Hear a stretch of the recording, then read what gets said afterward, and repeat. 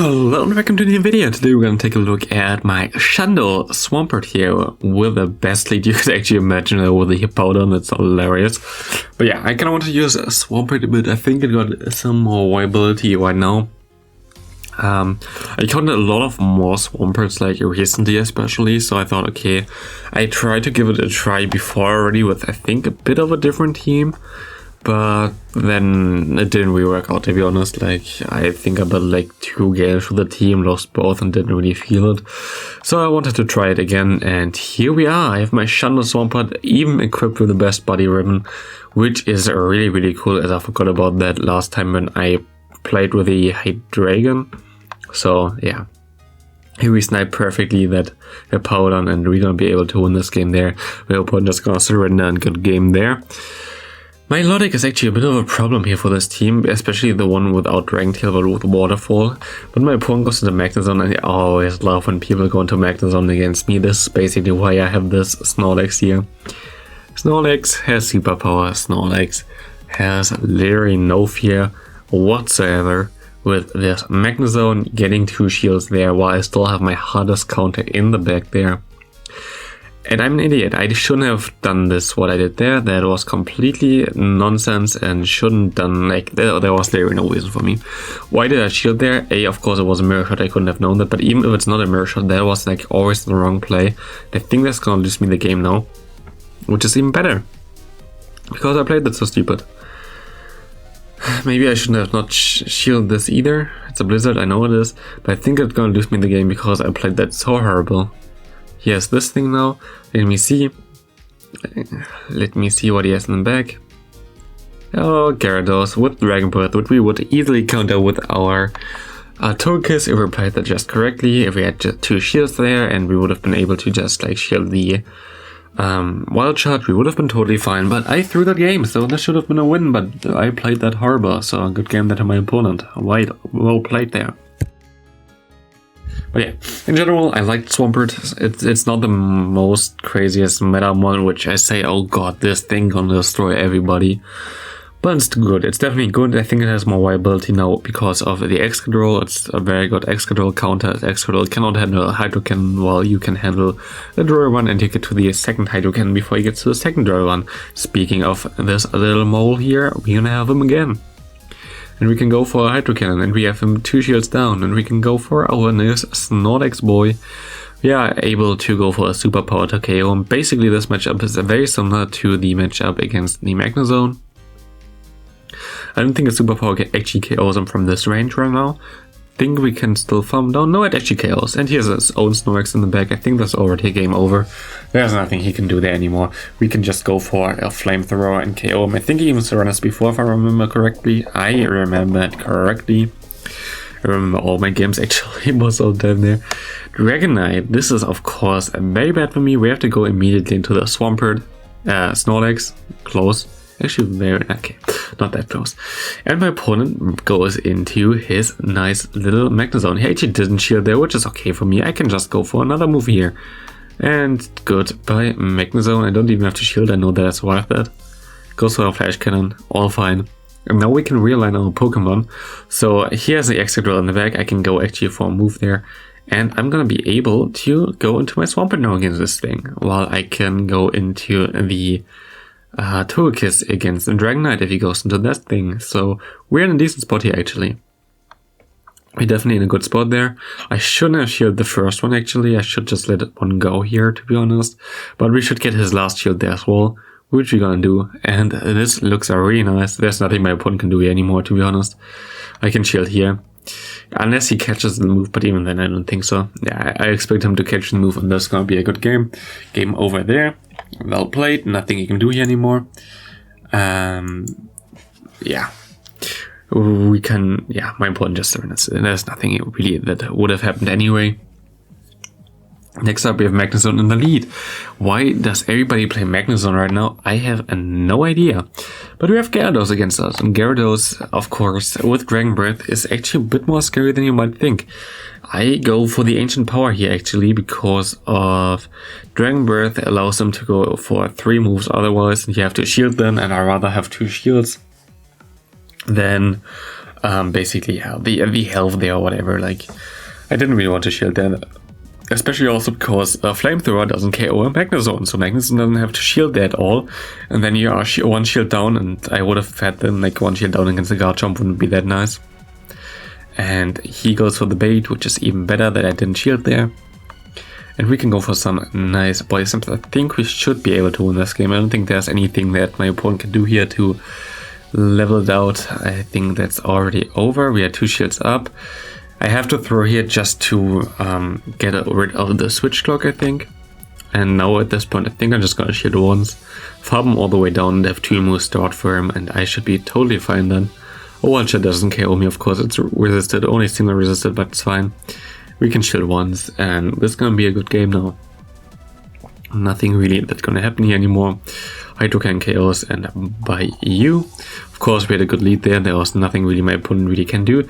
Speaking of a good lead, here we go. And here we have a not that nice of a save swap there, but it's fine. We can go for 1 Ancient Power. And yeah, we basically won the 0 shield. I think we win every shield scenario, but yeah, if you have to shield once at least when you don't throw the move, which is like nothing really you really want to have, unless you like swap in like super fast, or like I think you need best buddy bonus or whatever. It's definitely kind of annoying. Here I'm gonna shield as well. Luckily I shield as it turns out to be the Psychic, and you don't really want to have a Psychic against you, and I think this game is over now because I won't have anything against this Heracross. Yeah, this was kind of unlucky. Heracross kind of wrecks me if I don't have my Togekiss anymore. This last bit of HP won't be enough for my Swampert to do anything. I got all his shields and got him very low, but this won't help. I know that I survived this one, but I think he can farm me down. And we are basically fine here. And this gonna KO me, and this gonna KO me, so bye-bye there. Nothing really we can do there. Next up, Swampert against Magnezone. Again, a Magnezone, I don't know. We're actually way more lucky after the video yesterday where we were not lucky at all. We actually had way better leads here, which is pretty nice. Maybe that's why I went very positive with this team. Could be. Yeah, I didn't have to shield, but I think my opponent didn't shield either. So yeah, exactly. Here you see how much it does. It's close to KOing, but doesn't KO, so I can just let this one go. He goes for a Wild Charge, and let's see what he has in the bag. It's a Gyarados. And here I think I nearly lost, didn't I? I think my opponent got some lag or something for him. Let me see, I think I survived that, and I think he can farm me down. Yeah, look at this. I had like still, I don't know, like 5+% left. That would be like 3-4 Dragon Breath, and he just farmed me all the way down without me even seeing that. Very cool. It's not, like with Dragon Breath, if you have like 1 HP left or something, sometimes the opponent can snipe that before you can throw a charge move, which is not normal, kinda-ish. But I had way more than 1 Dragon Breath of health left, so there was nothing really that should have went there that KO'd me, so I was like kinda, wow, now I threw the game because I stayed in there for too long. But I didn't actually, because I'm pretty sure I'm gonna put him low enough that I can lick him down, and it's gonna be a good game there. Well played there as well. Another Hippowdon. Who made Hippowdon of all of a sudden so popular?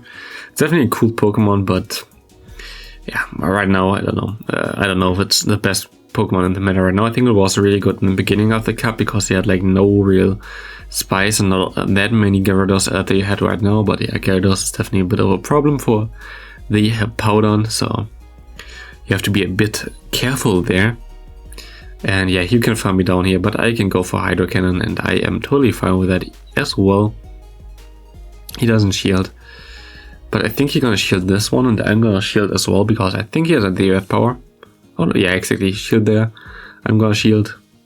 It was the Earth Power, and he let me farm him down, and I have no idea why, but thank you for that. And he has the Excadrill in the back, and goodbye.